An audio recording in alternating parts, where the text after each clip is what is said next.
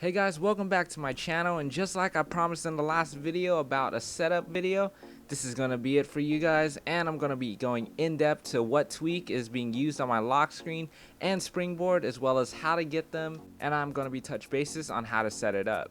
So let's go ahead and jump in on the lock screen.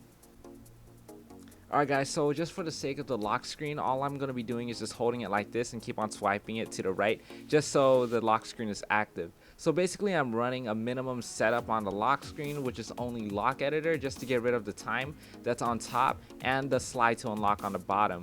So it just gives it a little clean feeling and just to see your wallpaper more and not be able to see it through the big funky time and the slide to unlock. So just sliding over, as you can see that the blur is gone from the back, as well as the circles and all that. So basically you can still see the background as well as the numbers that you would be able to use in order to unlock your phone. So that's going to just be it for the lock screen. It's pretty minimal setups just to make it look clean. Alright, so setting my phone back down on the counter, let's take a look at my Springboard. So the first thing I'm going to be talking about is what theme I'm using, and that's Melon and Horizon. The majority of all my icons are Melon, but when I installed Melon there was not a lot of icons, but I insisted on theming a lot of them. So as you can see, I have Alien Blue and Speed Test. Those two were not available on the theme itself, so I went ahead and themed it myself. Other themes that weren't customized by Melon, I used Horizon, which was kind of similar to Melon. So for example, I have the clock, calendar, photos, and camera, the first four icons right there, and those are Horizon. So the majority of all my apps are Melon. As the system-wide tweak, I use Little Brother, which gave my phone the iPhone 6 display, not the 6 Plus, because the 6 Plus was really glitchy for me, so the 6 really suit me just well.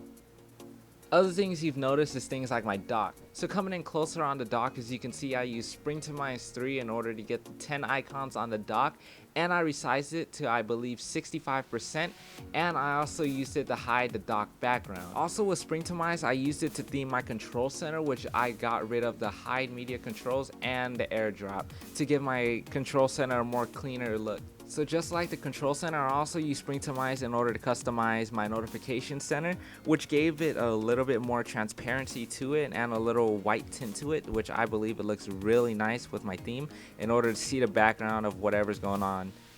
So for the next tweak I also used is TinyBar, which gave my notifications a smaller look. So coming in a little closer, let me press the test button so I can show you guys how my notifications look like.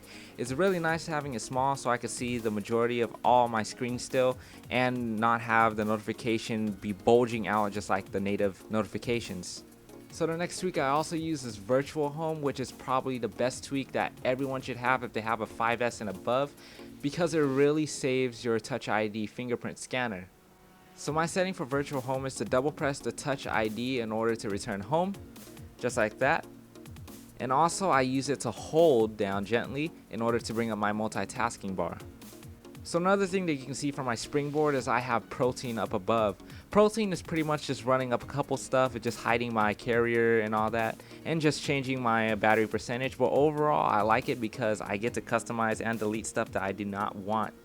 So looking at it a little closer, as you can see that I have my carrier gone and the percentage of my battery is a little teal or aqua colored. So another tweak that I have is a tweak called FolderEnhancer, which is probably the best tweaks to have if you're one of those people who clutter all your stuff into one folder or multiple folders. So to check it out, I have it just like that, which I have a 5x4 grid, which is pretty nice. I think it's really fluid and it looks pretty good. So from FolderEnhancer, as you can see, when I swiped, it gave that little faded look as a transition, and what I use with that is Barrel, and I also use that with my Springboard as well, which makes it look really nice. Barrel has other kinds of transitions, but I prefer the fade one because it really blends in and it really looks good with my theme setup going on, with my wallpaper on top and all my apps on the bottom. But with all my apps on the bottom, you're probably wondering, how did you get that with Home Screen Designer not being able to be compatible with the new iOS 8.3 and 8.4 jailbreak?